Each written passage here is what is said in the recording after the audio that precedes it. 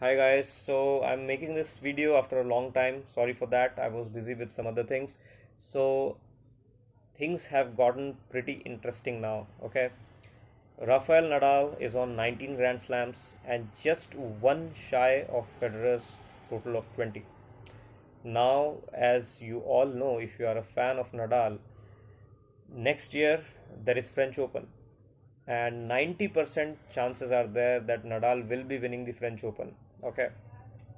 Of course, there are players who can give him some fight, but if Nadal is fit, that's a very big question. But if Nadal is fit, then I don't think he'll lose at the French Open. So he's going to win his 20th Grand Slam next year. And in this video, we'll discuss of the possibilities, what can happen next year, maybe some predictions, some analysis, and it will be pretty interesting to be honest. So let's start. So now Djokovic is at 16, Federer is at 20, and Nadal is at 19. Okay. Next year, we know for sure that Nadal will try to win the French Open, and it's the second Grand Slam of the year. So Federer just has one Grand Slam before that, which is the Australian Open, to make sure that he stays ahead of Rafa, even if Rafa wins the French Open. So now looking at the chances, since Djokovic is also coming back from an injury right now, and although he's playing well, he was also playing well in the US Open. Unfortunately, he got injured. But I think if he is fit, Djokovic has to be the favorite at the Australian Open. You can look at his record. I mean, he plays extremely well on that court. He uses his slide to full effect, and because that court the ball doesn't bounce that much. So we can say that the topspin of Nadal will not matter much for Djokovic on that particular Australian Open surface, and it also promotes aggressive players, even though it is not a fast court. But we have seen that if a player is serving well, if a player comes to the net to volley, sometimes the court can be helpful to those players as well. So Australian Open, I would say Djokovic is the favorite for next year. And the problem for Federer is that if Djokovic and Nadal both reach the semis of the Australian Open, then Federer most likely will need to beat both of them to win the title, and that is a very very tough task to do. Okay, given Federer's age, given his current form, and given the court, it's not the fastest court. So I think to beat Djokovic and Nadal back to back at a Grand Slam, and that too Australian Open, it's not going to be easy.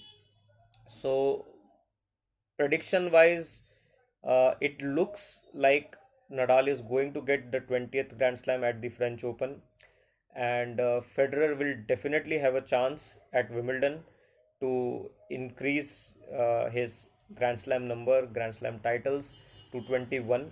And even at the US Open, I think Federer always has a chance to win, even though he has not won that tournament for a long time right now. But what I can say is, if he plays well, if he stays fit, he always has a chance. This year, I think he was playing really well, but unfortunately, he got injured.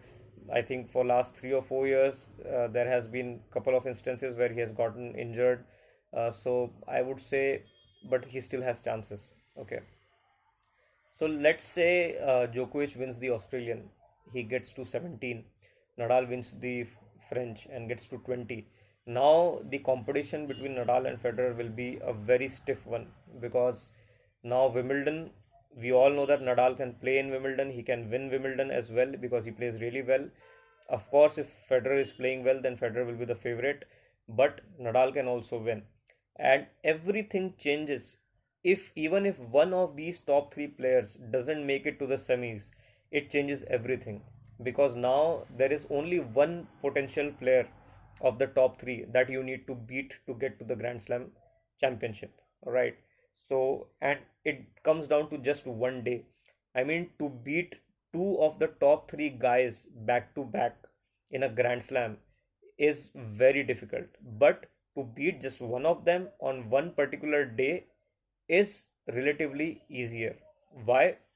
Maybe because the other player on the other side of the net, maybe it's not his day, maybe he's struggling for form, maybe he has a slight injury, or maybe you are playing too good, maybe the court is helping you. All sort of factors can come in just for one day. So there are a lot of ifs and buts if there is just one match. But if there are two players, two top class players in the top three that you need to beat to get to the Grand Slam championship, then it changes everything. Because once you can get maybe lucky, maybe the other player is having some issues or something, but to repeat it again with a seemingly fitter, healthier, and in-form player, it's going to be difficult to do that. So it looks really interesting next year. I think Federer and Nadal might stay equal the next year. Maybe both can stay at 20, and maybe Federer can win Wimbledon. He can get to 21. Maybe Nadal can win US Open or Australian Open, and maybe he can get to 21 at the French. Who knows? But looks like both of them will remain at 20 in the next year, and Federer really has to win Wimbledon.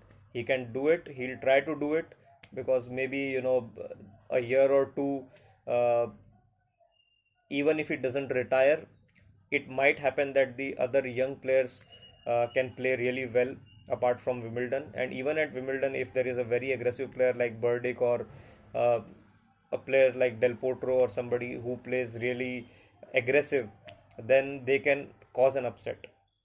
So next year is going to be pretty interesting for Djokovic. Things look pretty, not pretty, but things look a little bit easier because even if he doesn't win a Grand Slam for like 4 or 5 more Grand Slams, and maybe after a year or two Nadal and Federer retire, even then Djokovic will have a chance. The question for Djokovic has always been motivation. Will he be motivated enough to beat the record once these two players retire? That's a question. Because right now we are all in that discussion. Djokovic is also relishing that discussion that he is close to that Grand Slam number. He is in good form. He can beat he can beat Nadal or Federer on his day at any Grand Slam tournament. So definitely it's a very good prospect that he thinks that he can win, and it gives him motivation. But what if Nadal and Federer retire? Will he still be motivated to chase the titles, or will the other players gain more confidence knowing that there is no Nadal and Federer and there is only one player, Djokovic, who they can beat if they play well?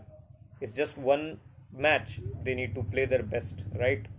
So it changes everything. So I think for Djokovic also it is very important that he wins 1 or 2 slams next year to get close to the titles, and also to make sure that Nadal and Federer do not move too much ahead of him.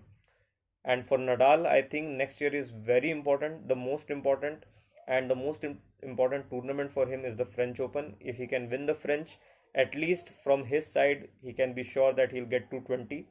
And Federer, I think, will be focusing on Wimbledon. But if Nadal gets to 20 before that, which is likely at the French Open, it will give added pressure to Federer.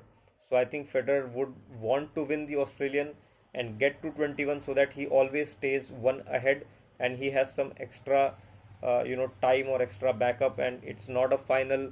Let's say if it is a final and Federer and Nadal are both at 20 and it's a final between the same players, Federer and Nadal, how much pressure will be on them? It will be immense pressure, because whoever wins, maybe he'll end up with the more Grand Slams.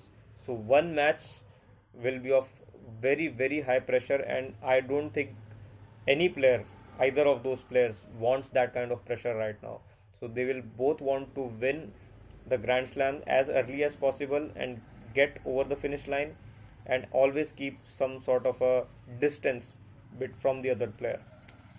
So let's hope that the next year turns out to be really interesting. I am going to support all the three players. Whoever plays well wins. I just hope that all the three players stay fit and all the three players make to the semis, at least reach the semis, so that they play against each other and we can see some great tennis out there. And because I really want all the three of those guys to be in the 20s in terms of Grand Slams, and because they all play really well. So let's hope that happens. Thanks for watching.